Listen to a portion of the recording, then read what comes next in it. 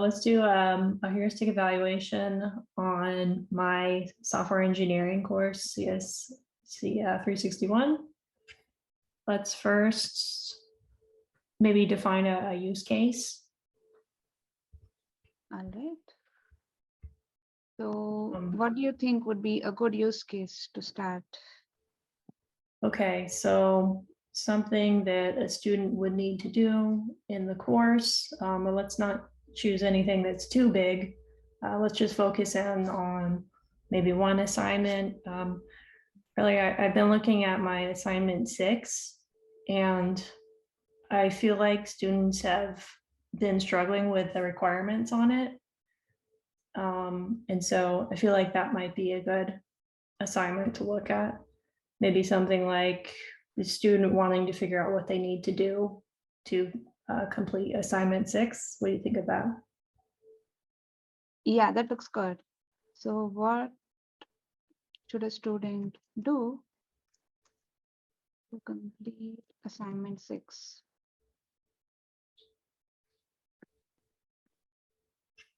Now let's take a look at the heuristics.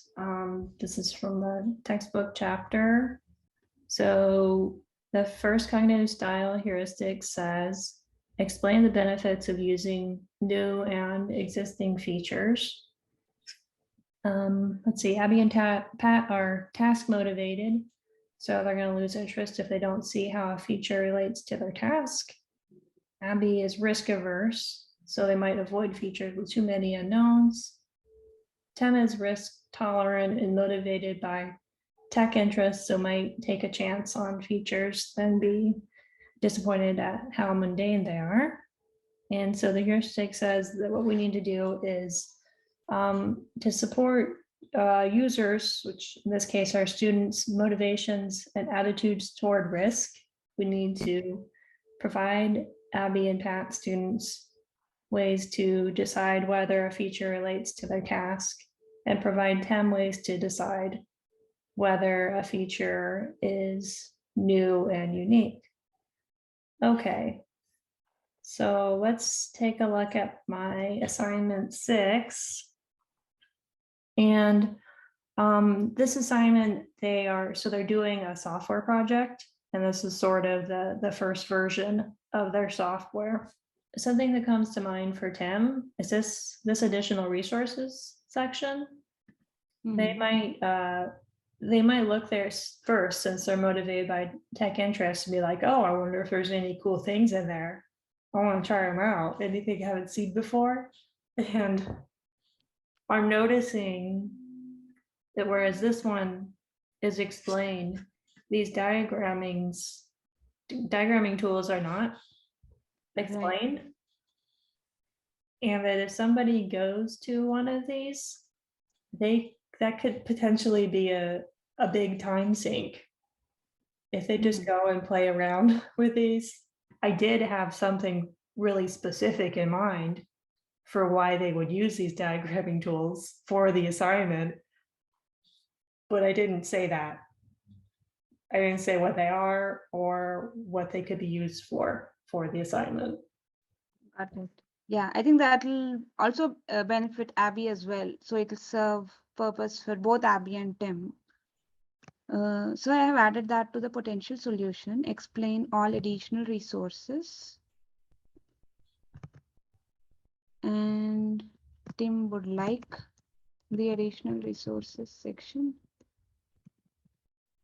While you're typing, I'm gonna bring up the write-up, see if there's anything Tim relevant. So I was saying before that in the additional resources, we have those diagramming tools, and the diagramming tools are for students to be able to do this part of the assignment. But now that I look at it, I never said that. I never told them that there are some tools available for them that would make the assignment easier. So you think you could add to the assignment itself, refer to additional resources, this and this? Or I'm just thinking of what could be potential solutions be. I think it would make sense to tell students to check the additional resources for tools, and then explain explain the benefit of using the tools, explain that the tools can help save them time on making these diagrams. The tools already have the notation that they'll need for making the diagrams, things like that. So I'm just thinking which would be a good way of solving the problem. So one option would be on the assignment page, you would write refer to this and this additional resources. Another option would be on the additional resources page, you would mention that to complete this and this and this part of the assignment, you might need these resources. Which one you think would be more good looking at our personas? My initial thought is maybe I should do both. So in the assignment write-up, maybe I wouldn't say use visual paradigm, but I would say like check the additional resources for diagramming tools that can help you out.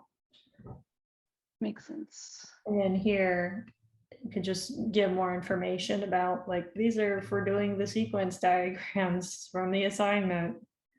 See, heuristic 6, provide an explicit path through the task.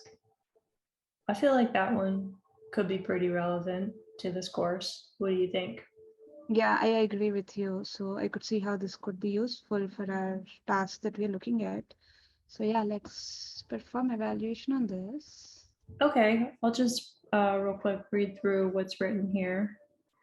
Abby is a process-oriented learner, so prefers to proceed through tasks step by step. Tim and Pat learn by tinkering and therefore prefer not to be constrained by rigid predetermined processes. To support their learning styles, explicitly provide Abby a clear process to go through the task and provide Tim and Pat a way to bypass step-by-step processes and tutorials if those are not required for learning the technology. Okay, so let's jump back over to assignment 6. Okay. Maybe we'll just go right in here. So thinking in terms of Abby first. See, what would Abby want here? Okay.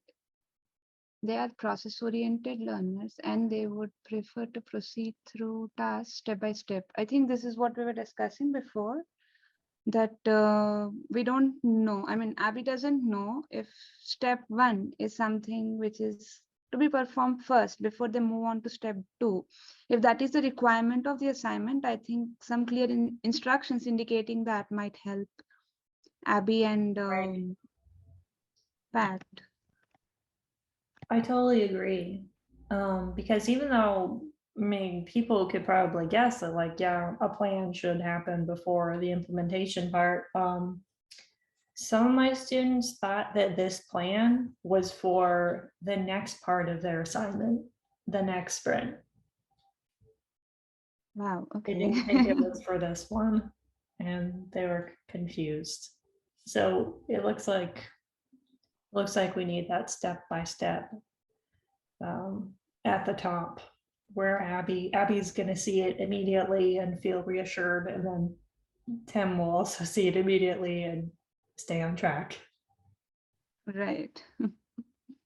But according to this heuristic, we also need to provide Tim a way of bypassing a step-by-step process. If they're not required. But is it required? Only after they are done with 1 and 2, they could go to 3. Yeah, I want them to do plan, design, implement. Right. So I don't see there's a way that Tim should be bypassing any of these steps. So they should be following the order. I agree.